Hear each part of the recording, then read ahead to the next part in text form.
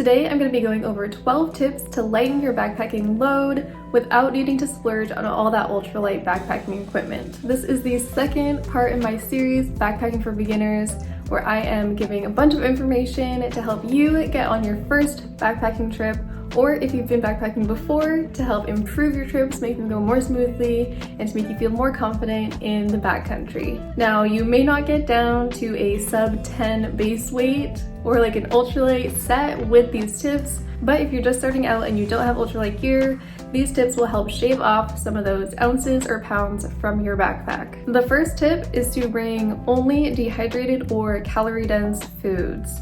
You might see a bunch of backpacking meals in your local REI or outdoors outfitters, and the reason behind this is because most of our food has a bunch of water weight in it, which makes it much heavier than if you brought the dehydrated version.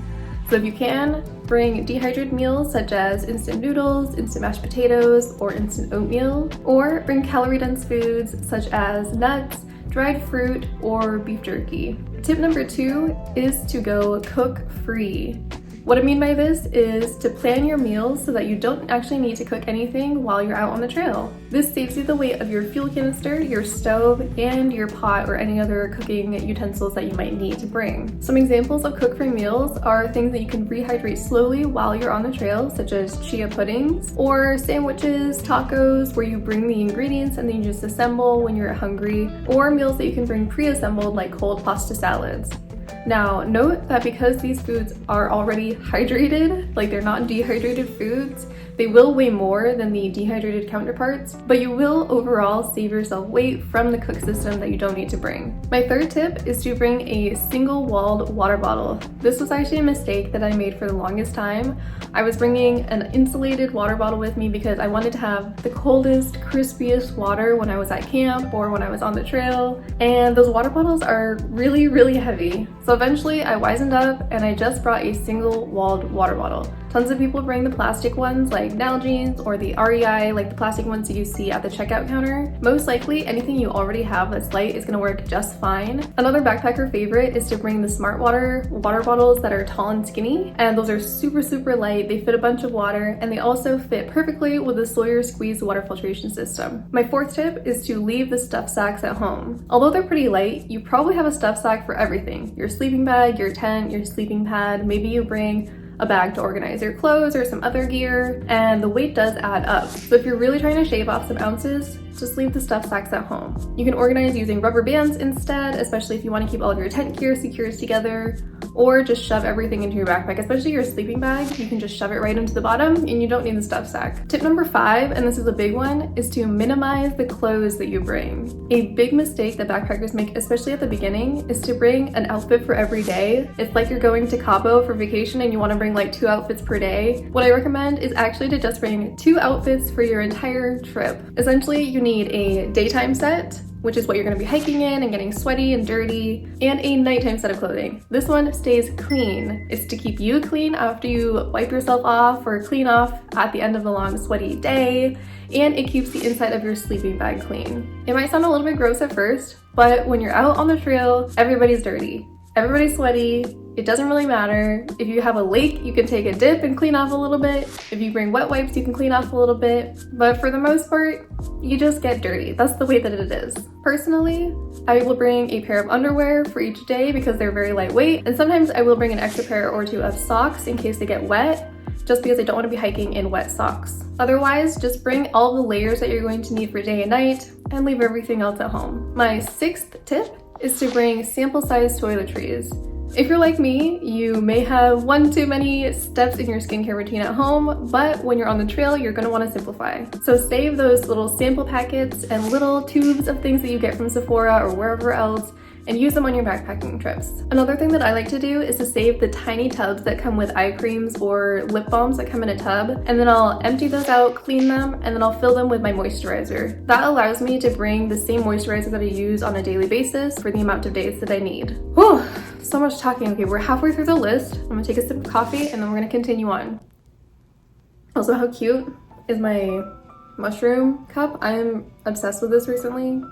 It's my favorite thing. Okay, moving on. Tip number 7 that I have for you today is to use as many multi-purpose products as you can. If you can find multiple uses for one item, bring that instead of bringing one item for each of the different uses. For example, if you're bringing a beer canister with you, that can easily serve as a small stool or a small table whenever you need it. Your phone is also the greatest multi-tool of all time. I'm always tempted to bring a notebook, but I know that I can just take notes on my phone and I should leave the notebook at home. I have other products like a set of lightweight string lights that I like to bring that also doubles as a flashlight that I can carry around when I'm not set up at camp. Tip number 8 is to not bring a pillow with you. I'll admit, I do not subscribe to this tip. I do bring a pillow, but I bring an inflatable one. If you're curious which one I use, I have the Cedar Summit. I think it's the Eros Premium pillow.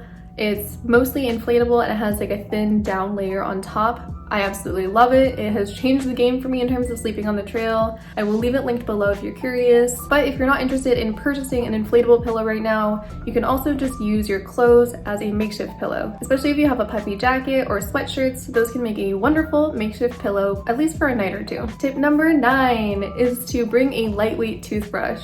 Ultralight backpackers are infamous for sawing the handle off of their toothbrushes to shave off however many ounces that is, which I think is hilarious, but I like having a handle on my toothbrush, so I bring a packable one that is super lightweight and the brush head folds into the handle, so it takes up almost no space at all. So if at home you use a standard toothbrush or an electric, those you probably don't want to bring on the trail because they're a little bit heavier, but just spend a couple dollars to get a travel toothbrush that weighs next to nothing. Or if you really want to go extreme, cut the handle off a toothbrush and call yourself ultralight. Tip number 10 is to only carry the necessary water. This is going to take a little bit of time to figure out, but what you want to do before you head out on the trail is to map out all of the water sources where you can fill up. With those water sources in mind, you're going to want to carry on your back only the amount of water that you need to get to that next water source, plus a little bit more if you're not too sure. Water is incredibly heavy, so you don't want to carry the water for your entire trip on your back the entire time. Only bring what you need for the leg of the trip that will bring you to the next watering source, and then fill up with what you need to get you to the next point. Tip number 11 is to leave the extra tent parts at home. When you're shopping for a tent, you might notice in the technical specs that it has a minimum trail weight and a total packaged weight, and the minimum trail weight is going to be lighter. So essentially what this means is the minimum trail weight is the smallest amount of tent and tent parts that you can bring and still set it up, whereas the total package weight is everything that comes in the package, meaning there's some stuff in there that you don't necessarily need. Always set up your tent at home first before you bring it out on the trail, and this will help you figure out what you need. Your tent's package likely comes with some extra stakes, some ropes or guy lines, and all the stuff sacks for the different parts that come with your tent. Also, if you're comfortable sleeping under the stars and you know that the weather's gonna be good, you can leave your rain fly at home. And my 12th and final tip for you today is to not bring trekking poles. I think this is gonna be a controversial one, but it totally depends on your comfortability as a hiker, the terrain, and what other gear you have.